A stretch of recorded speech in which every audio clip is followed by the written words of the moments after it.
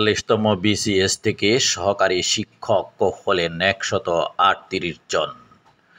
শিক্ষা মন্ত্রণালয়ের এই তথ্যটি প্রকাশ করেছেন দৈনিক সমকাল।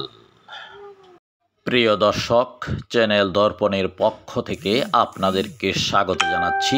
আমি মোহাম্মদ লোকমান মিয়া। প্রিয় দর্শক, চ্যানেল দর্পণ দেখুন। চ্যানেল দর্পণের ভিডিওগুলো ভালো লাগলে লাইক দিন, প্রিয়জনের কাছে চ্যানেলটি শেয়ার করুন এবং চ্যানেলটি তো নতুন হলে সাবস্ক্রাইব করুন। এতক্ষণ শুনছিলেন শিরোনাম, এবারে বিস্তারিত। ৪৩তম বিসিএস থেকে সহকারী শিক্ষক হলেন ১৩৮ জন। দৈনিক সমকাল পত্রিকা থেকে শিক্ষা মন্ত্রণালয়ের এ তথ্য প্রকাশ করা হয়। সরকারি মাধ্যমিক বিদ্যালয়ে সহকারী শিক্ষক হিসাবে ৪৩তম বিসিএস থেকে ১৩৮ জন নন ক্যাডার দ্বিতীয় শ্রেণীর শিক্ষককে নিয়োগ দিয়েছে সরকার।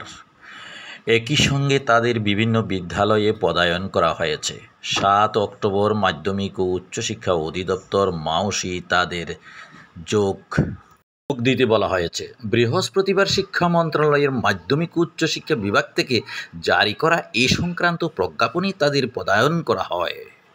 প্রজ্ঞাপনের তথ্যানুযায়ী সহকারী শিক্ষক হিসেবে নিয়োগ পাওয়াদের মধ্যে ভূগোল বিষয়ে ৪০ জন, জীববিজ্ঞান বিষয়ে ৪৯ জন, বাংলায় ৩৪ এবং ধর্ম বিষয়ে ১৫ জনকে পদায়ন করা হয়েছে।